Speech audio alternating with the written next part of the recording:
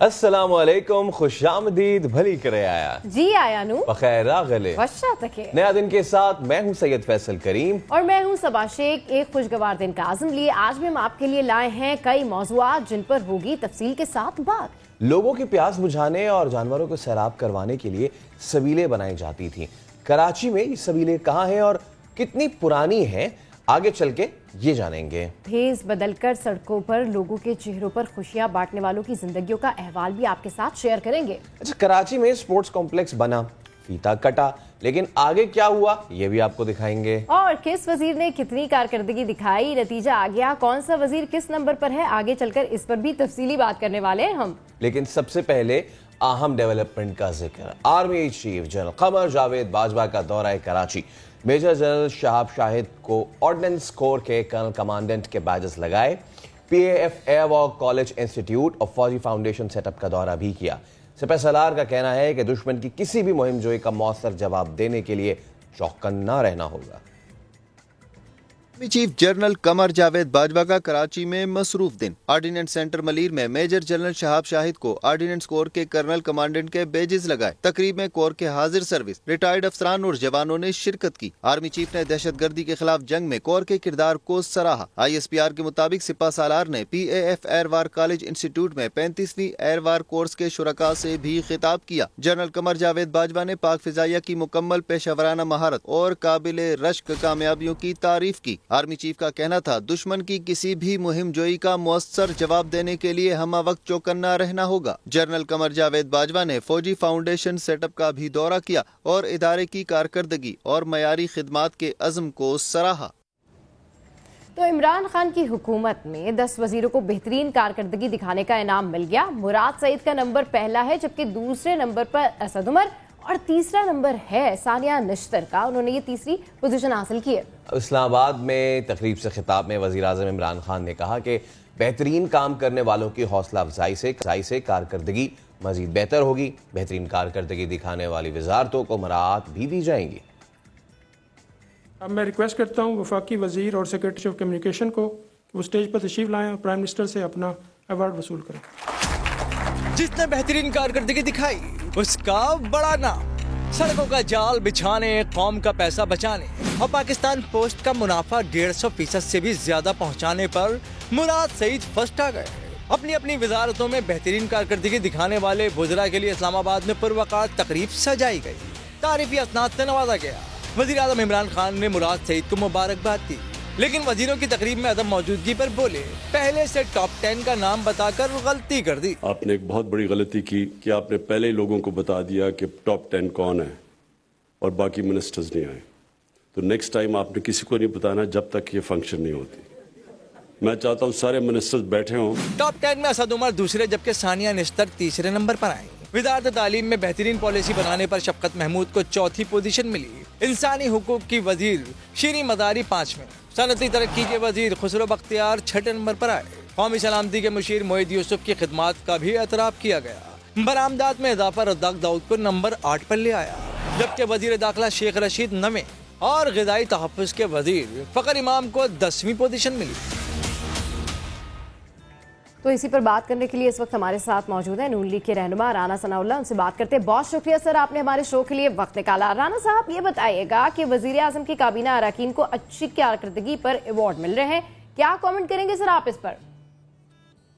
देखिए, ये तो वैसे सबको ही मालूम था कि मुराद सईद का पहला नंबर ही होगा, लेकिन ये तो एक मजाक इन्होंने यानी किया है पूरी कौम के साथ। इतनी बुरी कारकर्दगी गवर्नमेंट की, जिसमें जो है वो पूरी कौम जो है महंगाई में पिस गई है। इनकी बैड गवर्नेंस की वजह से लॉ एंड ऑर्डर की सूरत हाल इतनी ख़राब है कि जगह जगह पे जो है वो लॉ एंड ऑर्डर के मसले जो है वो सामने आ रहे हैं। लोगों की जान और माल महफूज नहीं है। फिर इसी तरह से जो है वो आप ये देखें कि यानी जो हुकूमत पैनाडोल की गोली जो है वो बुखार में जो है वो लोगों को वो मुहैया नहीं कर सकती। वो 7 रुपए का वो पता था, जो 40 रुपए का जो है। हर जगह पे करप्शन और माफिया जो है वो लोगों को लूट रहे हैं। तो ऐसी कारकर्दगी की बुनियाद के ऊपर जो है इस तरह के फंक्शंस करना और इस तरह से ये आवाम का, कौम का मजाक उड़ाने के मुतरादिफ है। अच्छा, हुकूमत के इत्तेहादी भी आपसे मिलने लाहौर आए, कोई कामयाबी हासिल हुई आपको? जी बिल्कुल, हुकूमत के इत्तेहादी जो है वो हमें मिलने आए थे और मुत्तहिदा अपोजिशन की तरफ से भी इत्तेहादियों को मिलने के लिए गए हैं। लेकिन हमने बड़ी संजीदगी के साथ जो है अदम एतमाद के ऊपर जो है वो काम शुरू किया है और उसमें हमें इब्तदाई तौर पे जो है वो कामयाबी भी मिल रही है। लोग तंग हैं और जो लोग इस जमात में मौजूद हैं वो इस जमात से में तो थे ही नहीं। वो यानी तहरीक इंसाफ जो वो कहते हैं कि 22 साल मैंने जदोजहद की है, उस जदोजहद के लोग तो इसके साथ है ही नहीं। ये लोग तो को इधर से पकड़े, को उधर से पकड़े और पकड़ के जो है वो एक जो है वो जमात बना दी और इनको जितवा के मुसल्लत कर दिया।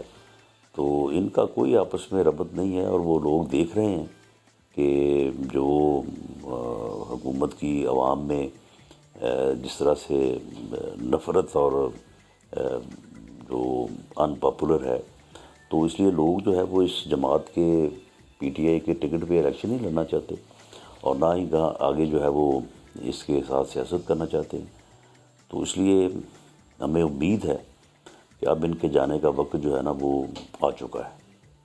अच्छा राना साहब, क्या नून लीग मौलाना साहब से नाराज है? पीपी से मुलाकात कर ली, एमक्यूएम से कर ली, लेकिन मौलाना साहब से नहीं हुई।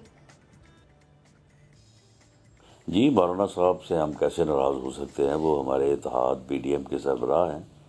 तो ये सारी मुलाकातें इसीलिए पहले की हैं ताकि जब मौलाना साहब से मिलें तो मौलाना साहब को जो है वो इन मुलाकातों की जो है वो पूरी इनपुट आउटपुट जो है वो उनके सामने रखें और फिर पीडीएम जो है वो अपने इजलास में जो है वो फैसला करे।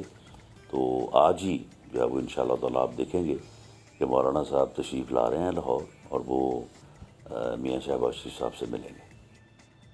अच्छा राना साहब, वज़ीर आज़म कहते हैं कि दिल का मरीज़ होकर लंदन में सीढ़ियाँ चढ़ी जा रही हैं, फैक्ट्रियों का विज़िट किया जा रहा है, इस पर क्या कमेंट करेंगे? देखिए वज़ीर आज़म साहब, अब हमें नहीं मालूम कि वो क्यों जो है वो बिल्कुल इस बात पे जो है वो सर्कल होके रह गए हैं। उनको मियाँ नवाज शरीफ फैमिली और अपने सियासी मुखालफिन के अलावा उनके पास कोई और बात नहीं, कोई उनकी पॉलिसी नहीं है, कोई उनका जो है वो प्रोग्राम नहीं है, कोई उनका विजन नहीं है। वो जब भी बात करना शुरू करते हैं तो एक दो बातें इधर उधर की करके तो उसके बाद जो है वो नवाज शरीफ के ऊपर आ जाते हैं। 4 साल होने को हैं, क्या साबित किया है उन्होंने नवाज शरीफ के खिलाफ? जिस केस में उनको सज़ा भी हुई है और उस जज ने, सज़ा देने वाले ने जो कहा वो ऑडियो भी जो है वो लोगों के सामने है। लेकिन वो केस जो है वो टोटल जो है वो जो एवन फील्ड के फ्लैट्स हैं जिनकी मेरा ख्याल है कि कीमत जो है वो चंद मिलियन पाउंड होगी, जब से उन्होंने ख़रीदे हैं उस वक्त इससे भी कम होगी। तो ये समझ नहीं आ रही कि किस करप्शन की वो बात करते हैं, किस मनी लॉन्ड्रिंग की बात करते हैं। वहाँ से जो एजेंसीज़ हैं वो मियाँ शहबाज शरीफ को क्लियरेंस दे रही हैं और ये इधर जो है वो कोई इनको बात नहीं सूझती मासवाए इसके कि उनके ख़िलाफ़ जो है ये बातें करते हैं। अगर वो बीमार नहीं थे तो फिर पकड़े ना उन लोगों को जिन्होंने इनको रिपोर्ट्स दी थी, नकाले ना उसको अपने शौकत खानम के सरबराह को जिन्होंने जाके इनको वापस आके कहा था कि जी हमने सारा देख लिया है और मियाँ साहब वाकई बीमार हैं, उन्होंने बैरून मुल्क भेजा जाना चाहिए इलाज की गर्ज से। तो ये एक अजीब उनके ऊपर खबत सवार है और ख़ास तौर पे इस वक्त जो हालात जा रहे हैं मेरा ख्याल है उनको भी खबर है कि उनकी छुट्टी होने वाली है। तो इसलिए अब वो मेरा ख्याल है बुखलाहट में भी इस किस्म की गुफ्तगू करते हैं। अच्छा चलिए सर, ये तो बता दें कि मियाँ साहब कब आ रहे हैं?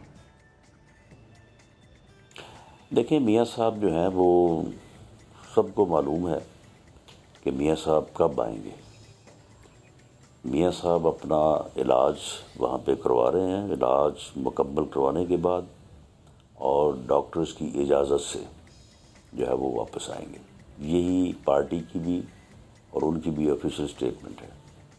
बाकी जो ये कह रहे हैं ना कि इनकी मर्जी से या ये ले आएंगे, सवाल ही पैदा नहीं होते। ना ये ला सकते हैं, ना इनकी वो मर्जी या इनकी डायरेक्शन पे आएंगे। वो अपने मामलात और अपनी सेहत के पेश नज़र जो है और अपने डॉक्टरों की एडवाइस के ऊपर अमल करते हुए और जो पार्टी ने उनको एडवाइस की है उसको मद्देनजर रखते हुए वापस आएंगे। बहुत शुक्रिया राना सनाउल्लाह साहब, आप नए दिन से गुफ्तगू कर रहे थे। आगे बढ़ते हैं। 2 दिन पहले बहुत ही दिलखराश वाक़या पेश आया था कि जहाँ पेशावर में खातून के सर में कील ठोंक दी गई थी। अब ये किसने और क्यों ठोकी है, अभी वाक़या जो है नया रुख इख्तियार कर रहा है। पुलिस ने शौहर को ढूंढ निकाला है और जिसका दावा है कि जन्नात ने बीवी के सर में कील ठोकी। इस पर बात करने के लिए इस वक्त हमारे साथ मौजूद हैं सज्जाद हैदर और माहिर नफ्सियात डॉक्टर अली अहसन। इनसे भी बात करेंगे, लेकिन हम पहले ये रिपोर्ट देखते हैं और फिर उसके बाद इस पर मजीद डिस्कशन करते हैं। चलिए जी, इस वाक़े की क्लिनिकल फाइंडिंग्स जो भी हों, लेकिन इस मामले पर जो ख्यालात हैं, जो बयानात हैं, वो दिन ब दिन जो हैं वो चेंज होते जा रहे हैं। सज्जाद हैदर से पूछते हैं। सज्जाद बताइए, मजीद कॉम्प्लिकेटेड होता जा रहा है। पहले कोई और बयान आता है, अब इस बयानात में जो है वो जन्नात भी शामिल हो गए।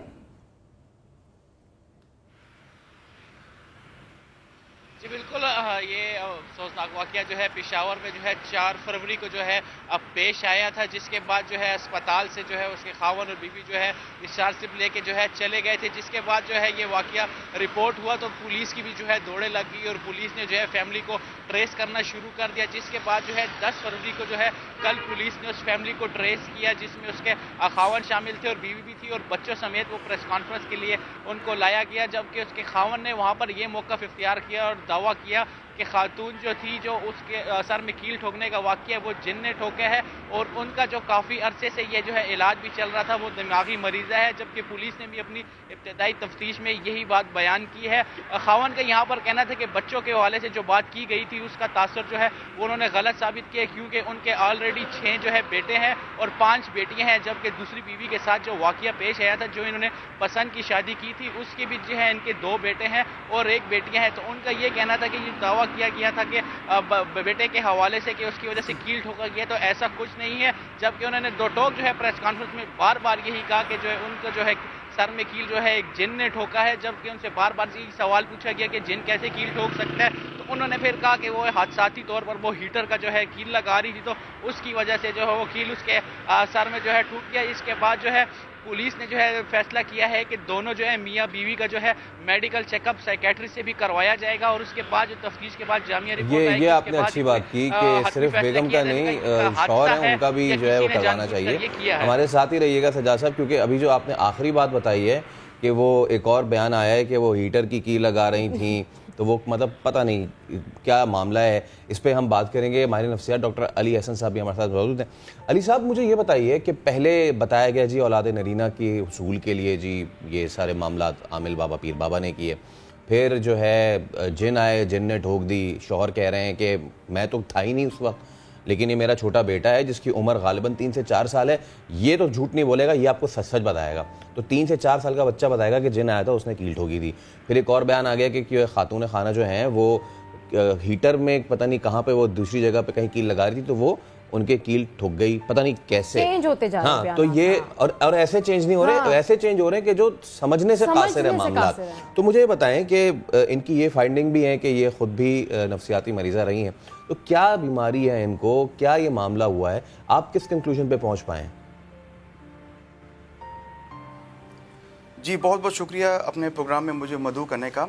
देखिए, इस वाक़े के बाद 2 चीज़ें जो हैं हम इस पर मैं बात करना चाहूँगा। एक तो हमारे सोसाइटी माशरती लेवल पे मैं बात करना चाहूँगा कि कितनी अवेयरनेस नहीं है, लेकिन अगर इस खास कर वाक़े पे टू द पॉइंट अगर हम बात करें तो यकीनन नफ्सियाती साइकेट्रिक पॉइंट ऑफ व्यू पे हम बात करें तो ऐसी बीमारियां हैं कि जिसमें मरीज़ या मरीज़ के अपने जो खावंद हैं वो अपने घर वालों को ऐसे हरकत और सकनात करने पे मजबूर कर देते हैं। अगर आपको बताऊं कि अगर हम साइकेट्री नफ्सियात की बात करें तो उसमें एक साइकोसिस ऐसी बीमारी है, उसका एक ख़ास अलामत जिसको डिलूजन कहते हैं, एक गैर हकीकी सोच जो कि पुख्ता होती है, जिस पे मरीज़ यकीन करता है कि ये सोच मेरी सच है। अगर डिलूजन या शक को अगर मैं और आपको आसान तरीके से आपको बताऊं तो इसमें मरीज़ ये सोचता है कि जो दो बंदे मेरे बारे में बात कर रहे हैं वो मेरे ख़िलाफ़ बात कर रहे हैं, मुझे खाने में जहर दे दिया गया है। हत्ता कि कभी कभी उनकी औलाद पैदा होती है, वो समझते हैं कि ये भी शैतान की शक्ल में उनकी औलाद आई है।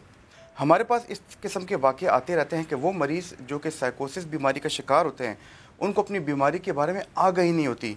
वो कभी कभी अगर मैं 2 महीने पहले के आपको वाक़या बताऊं कि एक ऐसे मर्द हमारे पास आए थे कि जिनको लगा था कि उनकी जो एक फिंगर है हाथ की वो शैतान कंट्रोल कर रही है, और उस सोच गैर हकीकी सोच डिलूजन के नतीजे में उन्होंने अपनी उंगली काट डाली, जिस पे उनको कोई न रिमोर्स था न कोई उनको पछतावा था।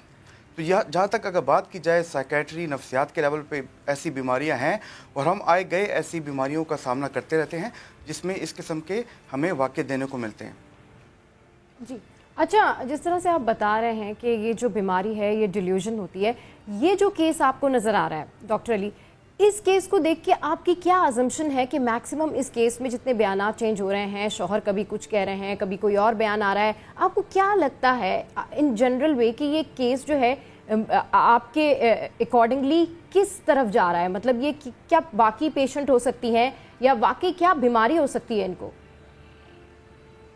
क्योंकि इसमें जिन्नात का जिक्र भी आ रहा है। पहले तो मैं आपको बताऊं कि जी बहुत शुक्रिया। मैं पहले तो आपको बताऊं कि अभी यहाँ पे मैं अपने माशरती सोसाइटी लेवल पे जो हमारे प्रॉब्लम्स हैं उसको नफ्सियात के साथ लिंक अप करना चाहूँगा। ठीक, जब भी आप किसी माहिर नफ्सियात साइकेट्रिस्ट के पास आते हैं, हमारी टीम होती है, हमारा पहला काम होता है उससे हिस्ट्री लेना। और खाली मरीज़ से हम हिस्ट्री नहीं लेते, उसके सारे फैमिली मेम्बर से हिस्ट्री लेते हैं, क्योंकि हमने एक सर्टन डायग्नोसिस पे पहुंचना होता है। और ये हिस्ट्री ऐसे ही होती है कि जैसे कि हमारे इदारे किसी पे बंदे से पूछ गुछ करते हैं। जब हम किसी हिस्ट्री पे पहुंच जाएं, उस पे हमें शायद एक दिन भी लग सकता है, उस पे हमें एक हफ्ता भी लग सकता है। तो उसके बाद हम जाके किसी एक नतीजे पे पहुंच के मरीज़ को डायग्नोसिस देते हैं, क्योंकि किसी भी मरीज़ को कोई ख़ास डायग्नोसिस देना एक छोटी बात नहीं, एक बड़ी बात है। इस केस पे हमने देखा गया है कि इस किस्म के लोग आते हैं हमारे पास और उनके बयानात बदलते रहते हैं। जिस तरह कि आपने अपने प्रोग्राम के शुरू में कहा, इसकी इन डेप्थ हमने एनालिसिस करनी है। हमने जो मरीज़ा है खातून है, उनके अलावा उनके शोहर की भी इन डेप्थ एनालिसिस करनी है। हमने उनके फैमिली से भी सारा कोलेट्रल उनसे अकाउंट लेना है कि हो क्या रहा है। अमूमन देखा यह गया कि साइकेट्री के जितने भी मरीज़ हैं उसमें 35 से 45% ऐसे लोग होते हैं कि जो कहते हैं कि हम पे जिन्नात के असरात हैं। अगर जिन्नात की बात की जाए तो हमारे मज़हब इस्लाम में इसकी हकीकत तो है, लेकिन 35 से 45% ऐसे मरीज़ होते हैं कि जिन्नात के बारे में बात करते हैं। लेकिन अगर हम जब उनसे हिस्ट्री लेते हैं, उनके फैमिली लोगों से उनके बारे में पूछते हैं, तो पीछे जिन्नात नहीं होते, इस किस्म की साइकोसिस बीमारियां होती हैं या और दीगर ऐसी साइकेट्री की बीमारियां होती हैं कि जिसको वो जिन्नात का नाम लेके और एजुकेशन की कमी की वजह से वो उसको लेबल देके हमारे पास आते हैं। असल चीज़ डॉक्टर साहब आपने बिल्कुल पिन पॉइंट करके बताया, तालीम की कमी, और उससे भी बढ़ के वो जो एक ब्लाइंड फेथ या ब्लाइंड ट्रस्ट वाली बात है ना, वो उस पर बहुत ज़्यादा फोकस करने की जरूरत है। मैं आपके पास दोबारा आऊँगा सज्जाद। अब ये जो बयानात आगे पीछे ये सारी चीज़ें हो रही हैं, मेडिकल हिस्ट्री भी ऑब्वियसली इनकी है, तो अब मुझे ये बताइए कि आगे इसमें ये पुलिस ने ये शट कर दिया है केस, क्योंकि इस तरह का एक वाक़या तो नहीं हुआ है ना। ना सिर्फ खैबर पख्तूनख्वा से, पूरे पाकिस्तान से इस तरह की खबरें आती हैं कि कोई शख्स जिन निकालने गया है और उसको मार मार के धुआं करके उसकी जान ही निकाल दी है। असल तो केस यहाँ पे 2 बड़े बन रहे हैं। एक तो तालीम की कमी हो गई, ब्लाइंड ट्रस्ट, ब्लाइंड फेथ हो गया इस तरह की चीज़ों पे। दूसरा ये जो जाली पीर और जाली आमिल हैं, असल तो यहाँ केस बन रहा है। तो आपको क्या लग रहा है कि पुलिस जो है वो असल चीज़ से फोकस हटा रही है? जो पुलिस ने जो अभी तक तफ्तीश किया है वो जो है मुलजिम को जो है ख़ानदान को जो है ट्रेस करने में लगे थे। उन्होंने उसको ट्रेस किया है और ख़ानदान में जो है मियाँ और बीवी का दोनों जो है बयान रिकॉर्ड किए गए, जबकि इनके बयान जो है मजिस्ट्रेट के सामने पेश किया है और मजिस्ट्रेट के सामने भी इन्होंने अपने अपने बयान रिकॉर्ड किए हैं। लेकिन इसके बाद जो है पुलिस का यह कहना है कि तफ्तीश का जो है बाकायदा आगाज़ कर दिया गया है। अब तमाम पहलुओं को जो है नज़रअंदाज नहीं किया जा सकता, तमाम पहलुओं को चेक किया जा सकता है कि इसमें पीर शामिल है या किसी ने इसके साथ ज्यादती की है, इसके सर में कील ठोका है या फिर इसने खुद ऐसी कोई हरकत की है या इसको कोई बीमारी है। तो तमाम पहलुओं की जो है जामिया तफ्तीश जो है शुरू कर दी गई है, जिसमें जो है खावंद और बीवी दोनों का जो है मेडिकल चेकअप करवाया जाएगा, उसके साथ साथ उनका साइकेट्रिक चेकअप करवाया जाएगा बोर्ड के जरिए। और उसके बाद जो तफ्तीश होगी, केस खुल के सामने आएगा, जो तहकीकात में चीज़ें सामने आएंगी कि वाकया 4 फरवरी को पेश आया तो खावन कहाँ पर था, बीवी कहाँ पे थी, बच्चे कहाँ पर थे और ये केस किस तरह पेश आया, क्योंकि इसके खावन ने ये दावा किया है कि इनका पहले से जो है इलाज चल रहा था। 2017 में इन्होंने जो है तीसरी मंजिल से जिन्होंने इनको गिराया था, तो मतलब वो उन्होंने अगर खुदकशी की कोशिश किया या जिन्होंने उनको तीसरी मंजिल से गिराया तो वो बच गई थी। उस टाइम इन्होंने डॉक्टर को दिखाया था, इनका जो है नफ्सियाती इलाज चल रहा था। तो अब ये सारी चीज़ें केस हिस्ट्री भी चेक करनी पड़ेगी कि केस हिस्ट्री क्या है और कब से इनका इलाज चल रहा है और कब से इनको ये मसाइल पेश हैं। तो पुलिस ने जो है जामिया तफ्तीश का इसमें आगाज़ कर दिया है। ठीक है सजाद, आप हमारे साथ मौजूद रहिए।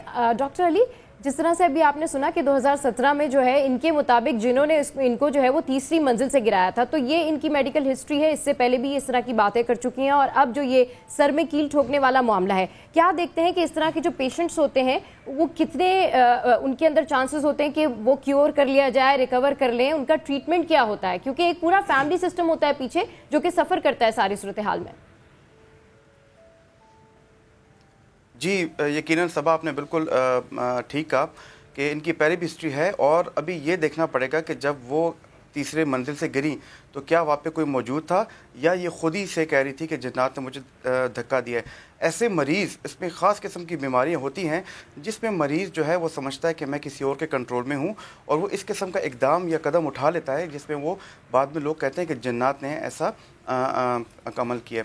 मैं आपको यहाँ पे बताना चाहूँगा कि जितनी भी हमारी नफ्सियात की, साइकेट्री की बीमारी है, हम जो मेंटल हेल्थ अवेयरनेस के बारे में लोगों से बात करते रहते हैं, उसमें हमारा एम यही होता है, क्योंकि जब आप एक दफ़ा दवाई शुरू करते हैं तो इसका इलाज मुमकिन है, लेकिन जहाँ पे हमें मुश्किलात होती है कि फॉलोअप, मरीज़ एक दफ़ा दवाई खाते हैं, वो 3 से 4 महीने बाद अपने आप को ठीक समझते हैं, लेकिन फिर वो फॉलोअप नहीं करते।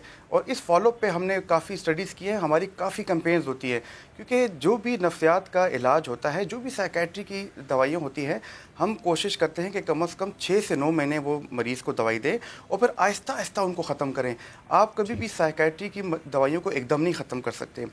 जहाँ इनका इलाज बिल्कुल मुमकिन है, लेकिन यहाँ पे हमें फैमिली सपोर्ट की ज़रूरत होती है, क्योंकि फैमिली समझती है कि अब डॉक्टर साहब ने दवाइयाँ वैसे ही लिख रहे हैं और वो वैसे ही विजिट्स पे बुला रहे हैं। लेकिन अगर देखा जाए तो अगर वेस्ट में देखा जाए तो वहाँ पे प्रॉपर उनका फॉलोअप होता है एक सिस्टम के तहत। तो हम भी बार बार मरीज़ों से ये कहते हैं कि आपका इलाज बिल्कुल मुमकिन है, लेकिन असल जो है आपने फॉलोअप करना है, आपने आना है। और जब हमें लगे, हमारे कुछ टेस्ट होते हैं, कुछ हमारे साइकोमीटर टेस्ट होते हैं जो हमारी साइकोलॉजिस्ट हमारे साथ करती हैं, कुछ हमारे ब्लड टेस्ट होते हैं। तो बिल्कुल बजाय ये कि आप ब्लाइंड फेथ और ब्लाइंड ट्रस्ट की तरफ जाएं, ना सिर्फ मरीज बल्कि पूरी फैमिली जो है उनकी जिम्मेदारी है कि वो ये जो साइकेट्रिक इश्यूज हैं इनको डॉक्टर के थ्रू हल करने की कोशिश करें। बहुत शुक्रिया डॉक्टर साहब सज्जाद, आप इस चीज़ को कवर कर रहे हैं, बहुत शुक्रिया आप दोनों का। तो अभी हम एक ब्रेक ले रहे हैं, ब्रेक के उस पर हाजिर होंगे तो मजीद होगी आपसे बात, रहिए हमारे साथ।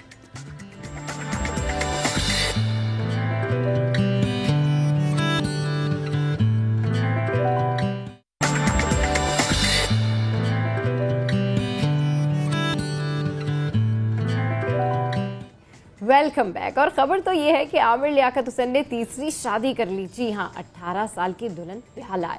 आमिर लियाकत हुसैन को नया जीवन साथी मिल गया।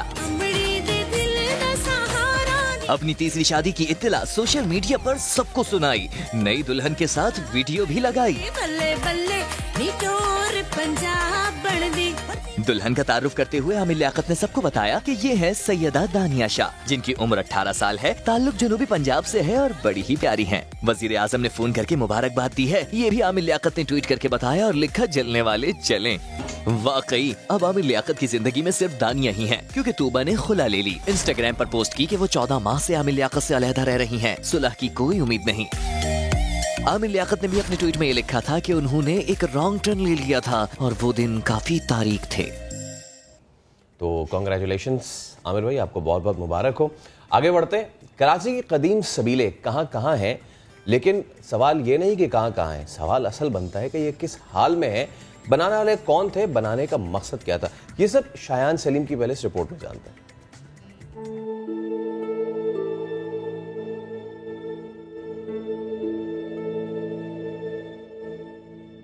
कराची आज बूंद बूंद पानी को तरसता है, लेकिन हमेशा ऐसा नहीं था। एक सदी पहले तो हरगिज भी नहीं। यहाँ बसने वालों को जहाँ पानी की कमी ना थी, वहीं वो जानवरों को भी सैराब करते थे। कराची में आज भी ऐसे कुछ आसार दिखाई देते हैं, इंसानियत का पता देते हैं। एम ए जीना रोड और बाबाए उर्दू रोड पर डाउ मेडिकल यूनिवर्सिटी के साथ ये सबील गौथक तर्ज तामीर का नमूना है। 1927 में ओपलीबाई नामी खातून ने अपने शौहर दीवान दियाराम चैलाम की याद में ये सबील बनवाई थी। वक्त के सितम को सहती ये सबील 94 बरस बाद भी मौजूद तो है, लेकिन अब यहाँ पानी पीने वाला जानवर है, ना पानी।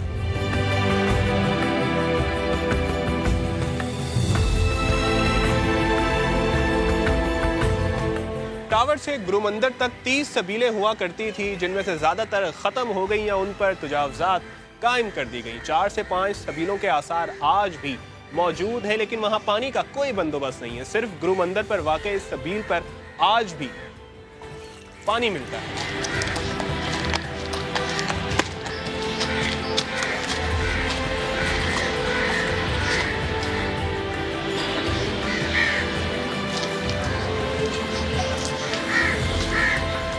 आज कराची की सड़कों पर गाड़ियों का सैलाब रवां रहता है, लेकिन लगभग 150 साल पहले तो कुछ अलग ही रंग था। कहीं आना जाना हो या सामान की मुंतकली, इन सड़कों पर घोड़े, गधे और ऊंट गाड़ियां नजर आती थी। इन्हीं जानवरों की प्यास बुझाने के लिए मसरूफ सड़कों पर छोटे हौज बनाए गए।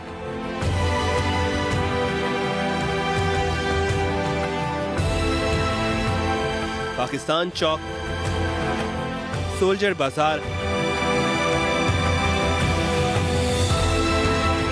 और गुरुमंदिर पर इनकी निशानियां आज भी नुमायां हैं। इतनी बारबरदारी होती थी या जो भी ट्रैफिक होता था वो सारे का सारा, यानी विक्टोरिया होती थी, बगी होती थी, गधा गाड़ियाँ होती थी, ऊँट गाड़ियाँ होती थी, तो लाजिम बात है उस वक्त इस चीज़ की ज़रूरत थी। लेकिन इसका एहसास होना ये बड़ी अहम चीज़ है कि ज़रूरत तो थी।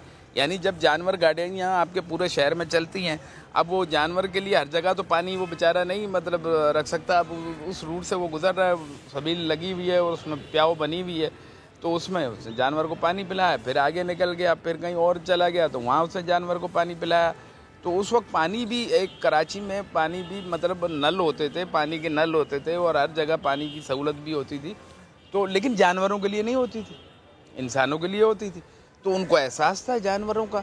सबीलों की तैयारी में उसकी बनावट को मुनफरद बनाने पर बहुत तवज्जो दी गई, लेकिन गुजरते वक्त के साथ गफलत की दीमक इसकी खूबसूरती को चाट गई। ये सबीलें तारीख का हिस्सा हैं, एक विरसे की हैसियत रखती हैं, लेकिन इनकी हालत देखकर ये खदशात उभरते हैं कि शायद आइंदा दिनों में ये निशानियां भी मिट ना जाएं। सोल्जर बाजार वाली अगर आपने देखी होगी सबील, तो उसमें आप देखें कितना खूबसूरत तरीके से का पत्थर का इस्तेमाल और वो सारी चीज़ें, वो बिल्कुल एक जो है वो आर्ट का शाकार नज़र आता है। खूबसूरती को भी मद्देनज़र रखा जाता था। फिर उसमें पानी की फराहमी भी वो चेक होता था कि भाई पानी मुनासिब आ रहा है या नहीं आ रहा है। फिर अब किसी ने देखा कि यार ये सबील की जगह है, यहाँ पर एक दुकान बन सकती है, तो उसने बना दी। किसी ने उसको जो है कमरा बना के उस पर कब्जा कर लिया। तो इस तरह की चीज़ें हुई हैं। गुरुमंदिर की ये सबील भी पारसी खानदान ने बनवाई थी।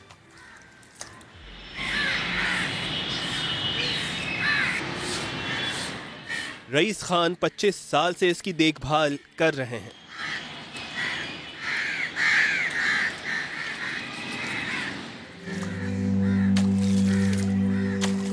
कौन इसको चलाता है, कौन है इसके पीछे? बस 2-3 बंदे पहले आया, वो मर गया, फिर 25 साल से बाद में आया। 25 साल हमारा हो गया, यहाँ बैठा हुआ है, सफाई मफाई करते हैं, नया लैंड डाल दिया पानी का। किसने बनाई ये सब? ये हो बनाया पारसियों ने। एक एज इसके यहाँ पे कि जिन्होंने ये बनाई है, कभी आपने देखा है कोई ऐसा आया हो जिन्होंने जिनके नाम लिखे हुए हैं? वो आता है, कभी कभी आता है। पहले इधर गुलशन में रहते थे, अभी चला गया बाहर। हाँ, पारसी। कराची हमेशा से खुदा तरस लोगों का शहर रहा है। ये सबीलें इसी का सबूत हैं। कराची की ये कदीम सबीले जिनकी तारीख और पस मंज़र से लोग वाकिफ नहीं है, जो पानी की फराहमी का जरिया होने के साथ साथ इस बात की भी अलामत है कि एक दौर में यहाँ इंसानों के साथ साथ जानवरों के हुकूक का भी खास ख्याल रखा जाता था और उनसे हुस्न सलूक से पेश आया जाता था। कैमरामैन सनाउल्लाह के साथ शायान सलीम, समा, कराची। छुट्टी के दिन बहुत से लोग अपने घरों में रहकर अपने बच्चों और फैमिली के साथ हंसने मुस्कुराने को तरजीह देते हैं, लेकिन कुछ लोग छुट्टी वाले दिन अपना घर बार छोड़कर, अपने बच्चों को छोड़कर दूसरे बच्चों के चेहरों पर मुस्कुराहटें बिखेरते हैं। फैसल आपको आज मिलवाएंगे ऐसे ही लोगों से जो ये काम भी कर रहे हैं और उन्हें ये काम करते हुए कोई दुख और कोई गम भी नहीं, बल्कि ये खुश हैं और दूसरों को खुशी देने में फख्र महसूस करते हैं।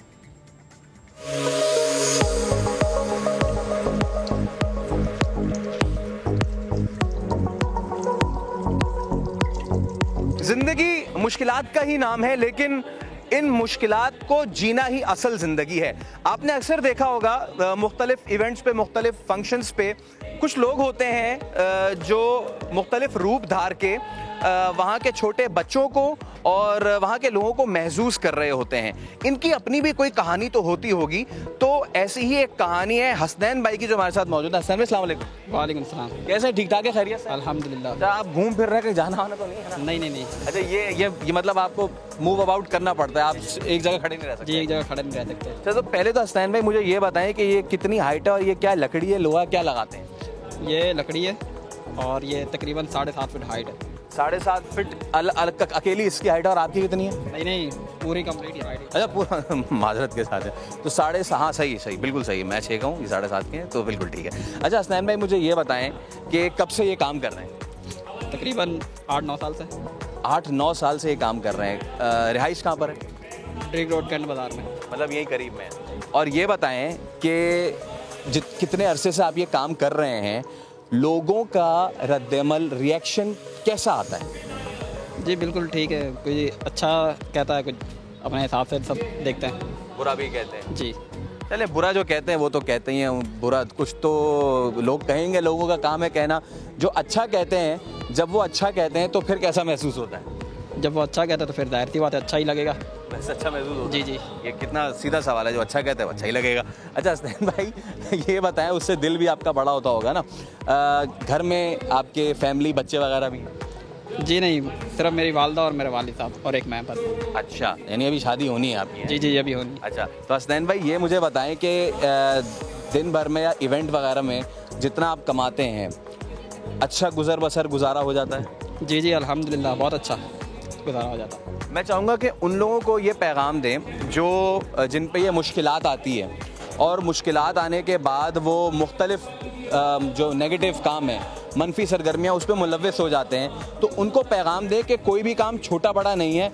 हर काम जो आप हलाल कर रहे हैं, मेहनत मजदूरी हो जाए या फिर कोई बड़ा कारखाना लगाना हो जाए, जो काम हलाल है वो छोटा बड़ा नहीं है।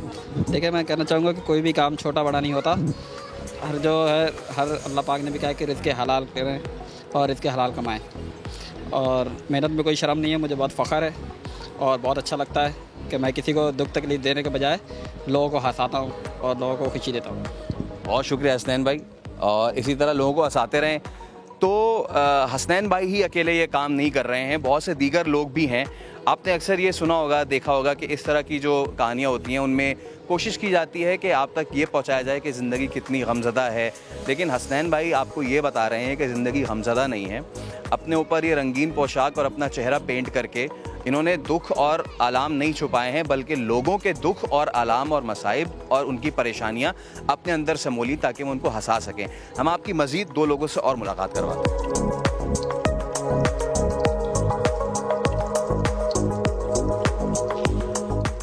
तो दूसरों के चेहरों पे खुशी बिखेरने के लिए अपना चेहरा ढापा हुआ है उज़ैर और सलमान ने। ये दोनों हमारे साथ मौजूद है। वैसे एक मिक्की है और एक मिनी है कैरेक्टर में, लेकिन दोनों वैसे मेल हैं। तो उज़ैर कौन है आप में से? ये उज़ैर हैं और ये सलमान है। अच्छा, सलमान ने ये ख्वाहिश जाहिर की है कि वो अपना चेहरा नहीं दिखाना चाहता, जिसकी हम बहुत रिस्पेक्ट करते हैं, लेकिन उज़ैर आप अपना चेहरा दिखाना चाहते हैं?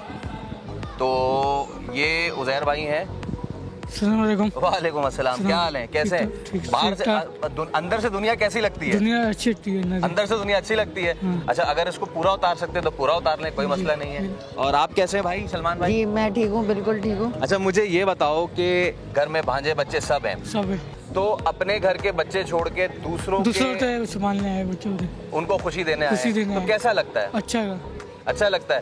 वैसे बहुत सारे लोग कहते हैं कि हमें बड़ा शिकवा है जिंदगी से, ये वो, इस तरह तो कोई नहीं? ऐसी बात नहीं। ऐसी बात नहीं है। अच्छा, कब से कर रहे हैं ये? हम तो टाइम हो गए, 10 साल हो गए। 10 साल से कर रहे हो यार? हाँ जी। अच्छा सलमान, आप भी इतने साल से कर रहे हैं या आपको थोड़ा ज्यादा या कम टाइम लगा? जी मुझे 2 साल हो गए अभी। अच्छा, वैसे सलमान ने अब चेहरा नहीं दिखाया, लेकिन सलमान बिल्कुल यंग एज का है। सलमान 16-18 साल के? जी 16 साल के। 16 साल का है। तो सलमान मुझे ये बताओ यार कि थोड़ी बहुत गर्मी भी हो गई है अब कराची में, उस पर तुमने ये, हाँ, उस पर एक शर्ट अंदर पहनी हुई है, उसके ऊपर एक वेलवेट की शर्ट पहनी है, उसके ऊपर तुमने एक ये पहना हुआ है, तो यार सच्ची सच्ची बताओ, गर्मी नहीं लगती? जी गर्मी लग रही है, बहुत लग रही है गर्मी, क्या करें, बस बच्चों के एंजॉयमेंट के लिए ये पहना हुआ है हमने। सलमान, सिर्फ बच्चों की एंजॉयमेंट के लिए या फिर अपना घर चलाने के लिए भी है? जी अपना घर चलाने के लिए भी। अच्छा सलमान, 2 साल हो गए हैं, तुमने अपना चेहरा नहीं दिखाया, तो क्या मैं पूछ सकता हूँ कि क्यों नहीं दिखाया? क्या घर में नहीं बताया तुमने ये काम करते हो? नहीं, घर में बताया है, बस वैसे ही नहीं दिखाया। अच्छा, वैसे ही नहीं दिखाया, ठीक है। मैं समझता था कि तुम 16 साल के थोड़े से शर्मीले हो, इसलिए तुमने अपना चेहरा नहीं दिखाया। सलमान, मुझे ये बताओ कि आगे भी यही करते रहना चाहते हो, क्या करना चाहते हो? नहीं, आगे ये नहीं करना चाहते, अभी मेरा मैट्रिक हो जाएगा तो कोई और काम करेंगे, आगे पढ़ाई कर रहे हैं। अभी पढ़ाई कर रहे हो? अपना खर्चा सलमान खुद उठा रहे हो? जी जी। और अपनी फीस का खर्चा वगैरह सब खुद उठाते हो? जी जी, यहीं से उठाते हैं। कोई शिकायत शिकवा तो नहीं? नहीं, किसी नहीं, बस।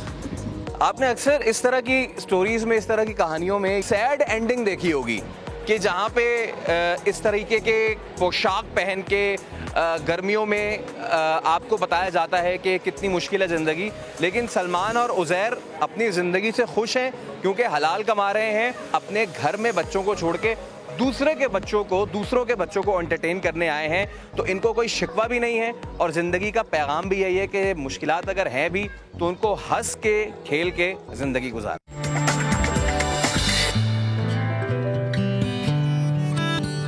Welcome back. तो जनाब, गाहक घेरने के लिए लाठी का सहारा लिया जाता था। लाहौर के रावी पुल पर सदके का गोश्त बेचने वालों की क्या हकीकत है, शाहीन मिशाल हमें बता रही है। जिसकी लाठी उसकी भैंस, ये मुहावरा तो हम सब ने अक्सर सुना है, मगर जिसकी लाठी उसका गाहक, क्या आपने कभी ऐसा सुना या देखा है? नहीं। आइए हम आपको इसकी हकीकत दिखाते भी हैं और सुनवाते भी।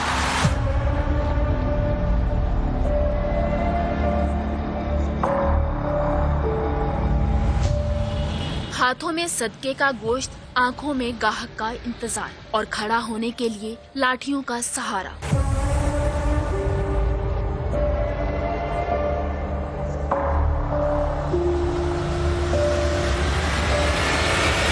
शान और इस जैसे कई अफराद रावी के पुल पर लोगों की बलाएं टालने, अवाम को दुखों से निजात दिलाने के लिए सारा दिन बैसाखियों के सहारे गाहकों के मुंतजिर रहते हैं।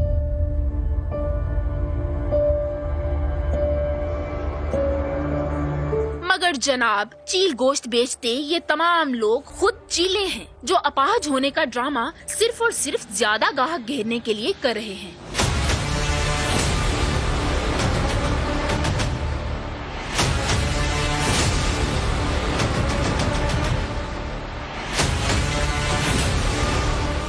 भी चलो गरीब बंदे ते तरला मारते ने भी चलो इन्होंने 4-4 ने को रोधी दी जाइए डंडिया नाल, उवें नहीं, उवें घट गाहक लगता ही कोई नहीं, फिर ते डंडिया नाल आसरा हो जाता है। असी आपकी रोजी कमाने जिवें कमाई दा इंज खलो के डंडा फड़ के कमांदा की फायदा, ज्यादा गाहक लगता। समा के कैमरे ने छुपकर देखा तो कुछ अपनी लाठियां दीवार के सहारे टिकाकर दोनों टांगों का आजादाना इस्तेमाल करते दिखाई दिए।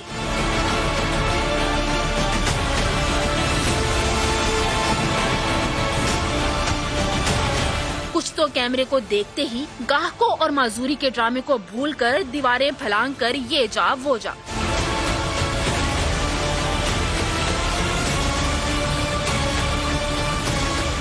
शहरी भी इनके ड्रामों से बेइंतहा तंग हैं। हमदर्दी हमेशा इंसान अपने काम से हासिल करता है, जहाँ के लोगों को फरेब और झूठ दिखा के। ये सब झूठ है, लोगों ने इसका अपना मशगला बना लिया है, ये मशगला नहीं है। लोग जो मुस्तहिक हैं वो इन लोगों की वजह से उनको हक नहीं मिलता। पाकिस्तानियों की फराख दिली और खुदा तरसी ने जहां भिखारी माफिया को जन्म दिया है, वहीं लाठी के इस झूठे सहारे ने असल हकदारों को पहचानना भी इनके लिए मुश्किल कर दिया है। कैमरामैन असर इकबाल के साथ शाहीन मिशाल, समा, लाहौर। खवातीन को ज़्यादा से ज़्यादा वोटिंग में अपना हिस्सा डालना होगा। अपना हक़ राय-दही इस्तेमाल करने के लिए इलेक्शन कमीशन निजी तालीमी इदारों में तालबात और खवातीन असातिज़ा में ही शऊर उजागर कर रहा है। कराची के एक निजी तालीमी इदारे में भी ऐसा ही सेशन हुआ है। इस बारे में हमें खुर्शीद आलम बता रहे हैं। इलेक्शन कमीशन ने एहतमाम किया है कि नौजवान तालिबात में ये शऊर पैदा किया जाए कि वोट डालना उनके लिए कितना ज़रूरी है और ये मुल्क में नए बागडोर संभालने वालों के लिए भी कितना ज़रूरी है। इस हवाले से तालिबात यहाँ पर मौजूद हैं, हम उनसे जानेंगे, मालूम करेंगे कि उनका एक वोट वाक़तन तब्दीली ला सकता है या नहीं।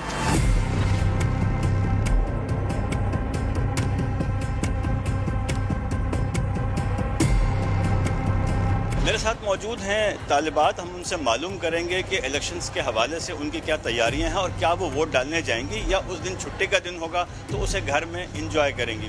बिल्कुल, अपनी कौम की तकदीर बदलने के लिए हमें ये इलेक्शन कमीशन ने प्लेटफॉर्म दिया है, तो जाहिर सी बात है कि हमें अपना वोट सही सोच समझ कर देना चाहिए। हमारा एक वोट हमारे लिए कितनी अहमियत रखता है।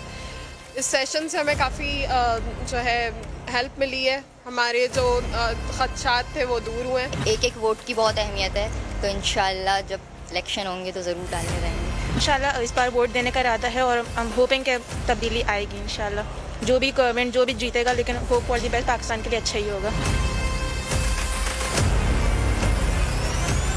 Regional election commissioner Nadeem Haider sahab हमारे साथ मौजूद हैं। और सर ये बताएं कि अभी बच्चे सवालात भी कर रहे थे, तो वाक़तन ये कॉन्सेप्ट कैसे दूर होगा कि वोट डालने से तब्दीली नहीं आती, मैं वोट डाल भी दूँ तो क्या होगा, इस कॉन्सेप्ट को कैसे क्लियर करेगा इलेक्शन कमीशन? देखें, वो जो कहते हैं ना, मेरा वोट मेरी मर्जी, तो इसी तरह आप जब ये कॉन्सेप्ट है, ये कॉन्सेप्ट को क्लियर करने के लिए इलेक्शन कमीशन बतौर इदारा हम तो इस पर काम कर रहे हैं, लेकिन आवाम के ताउन से ही इस तासुर को दूर किया जा सकता है। क्योंकि आवाम जब जाएगी, वो अपने वोट की ताकत को इस्तेमाल करेंगे तो यकीनी तौर के ऊपर ये निज़ाम और इस तासुर को ज़ायल किया जा सकता है। जब से 18 साल की हुई हूँ, I am casting my vote regularly, और मैं समझती हूँ कि औरत का एक वोट जो है वो पूरी एक नस्ल के लिए होता है। अपना मैं वोट भी कास्ट करती थी, अपनी ड्यूटी भी अंजाम देते थे और हम अपना वोट भी कास्ट करते थे। हमने कभी वोट अपना ज़ाया नहीं होने दिया। मुल्क में ख़वातीन वोटर्स की तादाद मर्दों के मुकाबले में कहीं ज़्यादा है और उनको ये शऊर दे दिया गया है कि उनका वोट उनके राज में अहम किरदार अदा कर सकता है। अब देखना यह है कि आने वाले बलदियाती इंतखाबात हों या आम इंतखाबात, उसमें ख़वातीन कितना बढ़ चढ़ कर हिस्सा लेती हैं। कैमरामैन इमरान शाहिद के साथ खुर्शीद आलम, समा, कराची। चलिए, अब आपकी मुलाकात हम करवाएंगे स्पेशल लोगों से। और वो कहते हैं ना कि खुदा ताला अगर किसी से कोई सलाहियत लेता है, वैसे तो लेता नहीं है, ये उसकी मसलहत ही है, तो वो किसी को उससे बढ़कर देता है। ज़िंदगी मुश्किल तो ज़रूर है, लेकिन ऐसे में अगर क़ुव्वत गोयाई और क़ुव्वत समात जो है वो ना हो, तो ऐसे लोग भी हैं कि जो इस ज़िंदगी को मुश्किल नहीं बनने देते हैं, बल्कि उसे और ख़ूबसूरत बनाते हैं और हमें सिखाते हैं कि ज़िंदगी जीनी कैसे चाहिए। कराची की निगत ताहिर हैं, हम इनसे आपको मिलवाएंगे, लेकिन पहले इन पे एक रिपोर्ट देखते हैं रेहान अहमद की, फिर आपसे इनको मिलवाएंगे भी और इनसे हम बात भी करेंगे।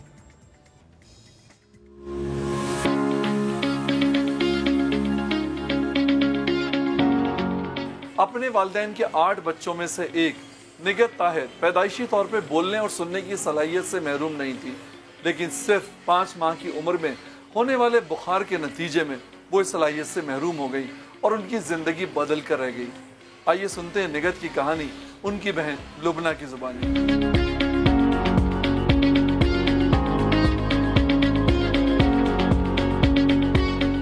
स्टार्ट में अर्ली एज में इन्होंने स्कूलिंग में ही मेकअप सीख लिया था, लेकिन एज अ शौक, एज अ पैशन। उसके बाद इनकी शादी हो गई है, अल्हम्दुलिल्लाह ये मैरिड। शादी के बाद जो है थोड़े बहुत प्रॉब्लम्स होने शुरू हुए, तो इन्होंने सोचा कि I am a working women, मुझे अपना स्टार्ट करना है।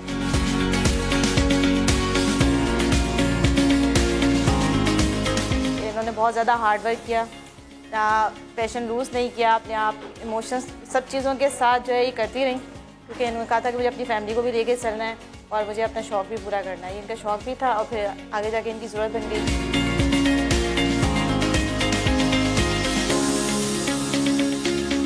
कह रही है मैंने बहुत ज़्यादा प्रॉब्लम फेस किए हैं अपनी लाइफ में, पूरी इस जर्नी में, लेकिन ये कि अब उसके बाद जो है मुझे बहुत अच्छा लग रहा है कि मैं अपने 2 सैलून चला रही हूँ माशाल्लाह, और बहुत अच्छे से अर्न कर रही हूँ। और मैं बहुत अपने शौक़ से, जो इनको शौक़ था कि मैं ब्यूटिशियन बनना चाहती हूँ, वो कंप्लीट है मेरा। तो मुझे बहुत अच्छा लगता है कि लोग मुझे याद करते हैं बहुत अच्छी नाम से, बहुत अच्छी ब्यूटिशियन के नाम से।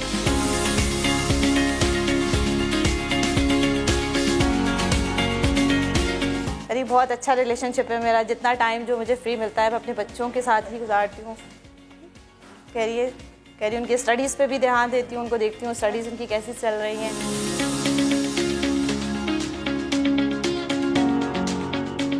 जिंदगी के इम्तिहान चाहे कितने ही कठिन क्यों ना हो, अगर उन्हें राह की रुकावट न समझा जाए तो कुछ भी नामुमकिन नहीं।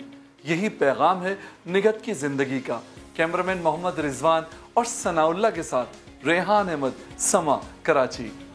तो क्या बात है जनाब, इतने बाहिम्मत लोग, और मुझे बड़ा फ़ख्र हो रहा है कि इतने बाहिम्मत लोग हमारे साथ स्टूडियोज़ में मौजूद हैं। तो हमारे साथ स्टूडियोज़ में मौजूद हैं लुबना, और हमारे साथ मौजूद हैं हमारी मोस्ट फेवरेट निगहत ताहिर और उनके शौहर ताहिर खान साहब। आपको बहुत बहुत वेलकम कहेंगे अब शो में। मैं जिस तरह से आपका पैकेज देख रही थी, तो सबसे पहले मैं आपकी बहन से बात करती हूँ।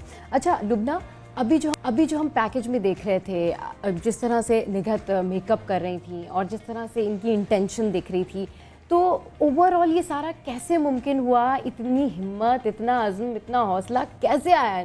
इससे पहले क्या आप इस सवाल का जवाब दें? यार आए हुए मेहमानों को आपने चाय पानी पूछा है? बिल्कुल, अभी पूछते थोड़ी देर में। तो चाय थैंक्स। चलिए जी, मैंने इनसे चाय पानी पूछ लिया, ठीक है ना? तो जल्दी से चाय ले आए, चाय ले आए प्लीज।